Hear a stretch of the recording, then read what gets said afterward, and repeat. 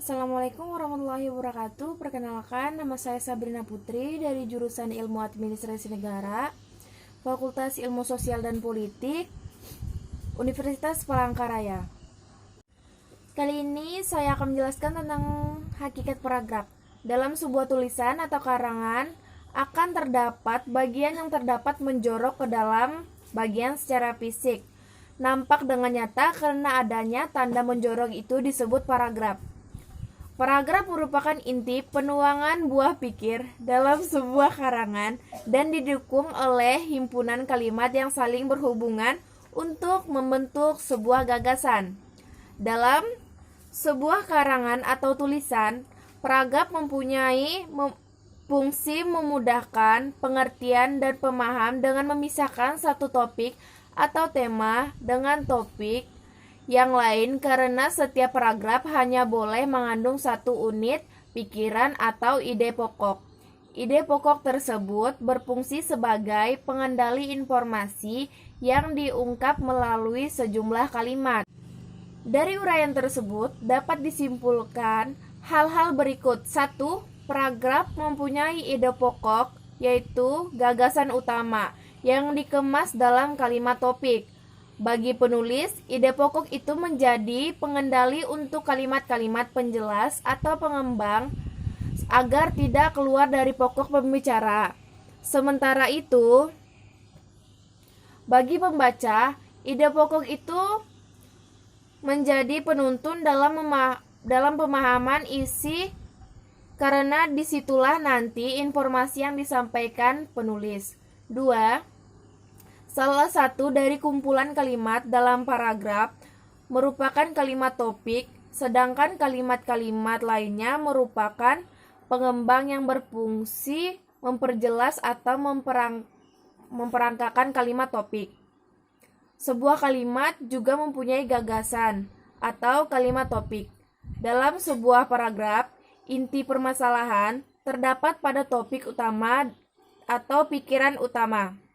Semua pembicaraan dalam paragraf terpusat pada pikiran utama. Fungsi kalimat topik sangat penting, yaitu memberitahukan kepada pembaca mengenai apa yang diperbincangkan di dalam paragraf itu.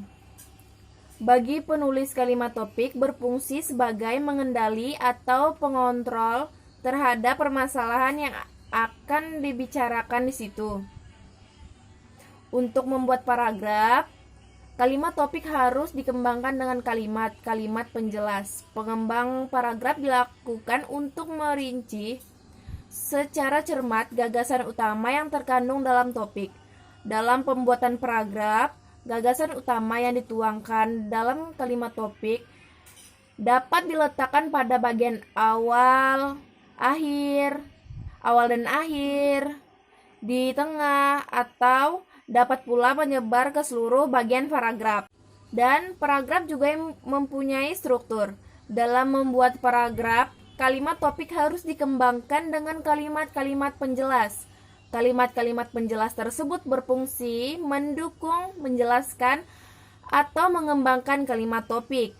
Kalimat-kalimat semacam itu lazim disebut kalimat pengembang. Dalam sebuah paragraf yang baik, pengembangan paragraf, seperti yang telah diuraikan pada bagian sebelumnya, tentu saja disesuaikan dengan maksud atau tujuan penulis itu secara umum.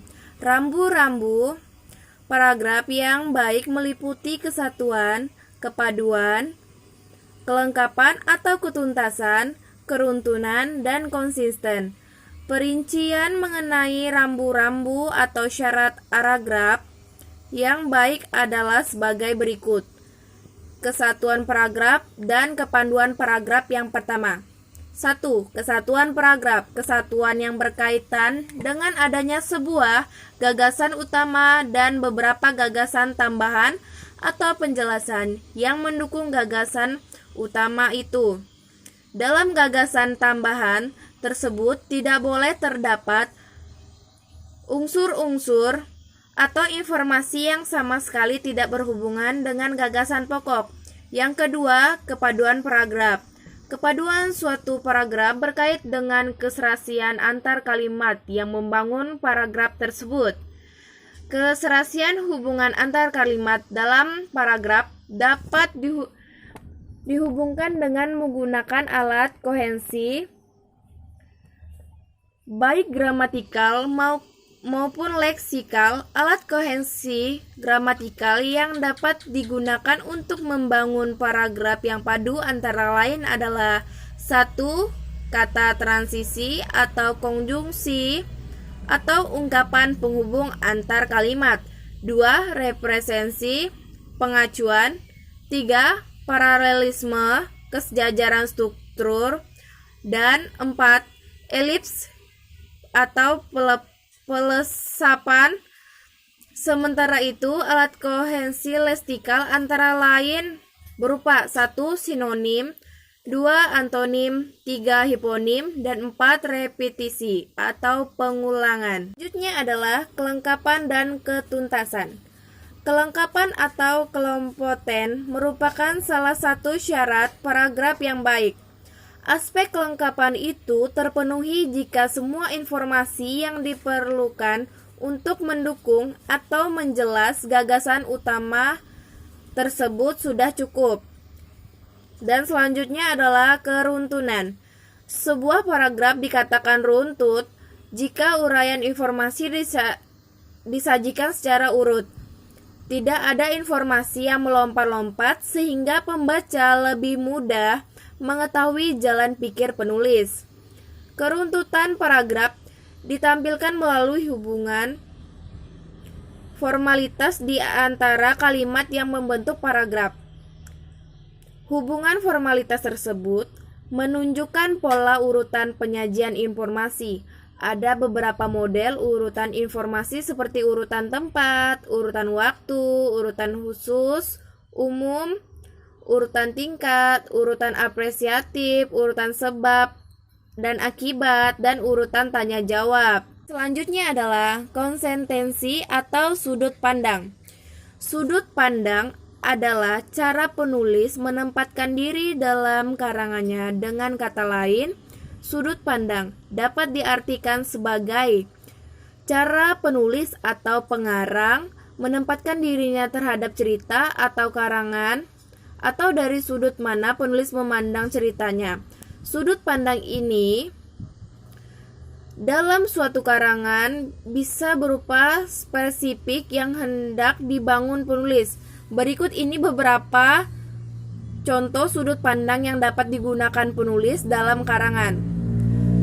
Misalnya, 1. Sudut pandang orang pertama biasanya menggunakan kata ganti aku atau saya.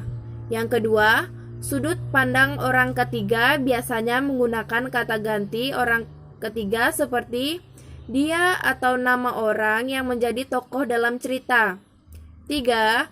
Sudut pandang pengamat menempatkan penulis sebagai serba tahu yang bertindak seolah-olah mengetahui segala tingkah laku atau peristiwa yang dialami tokoh.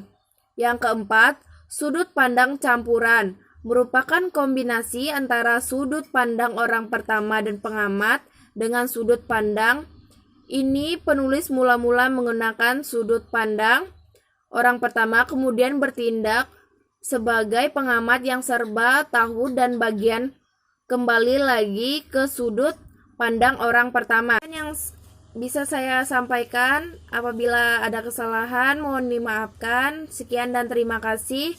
Assalamualaikum warahmatullahi wabarakatuh.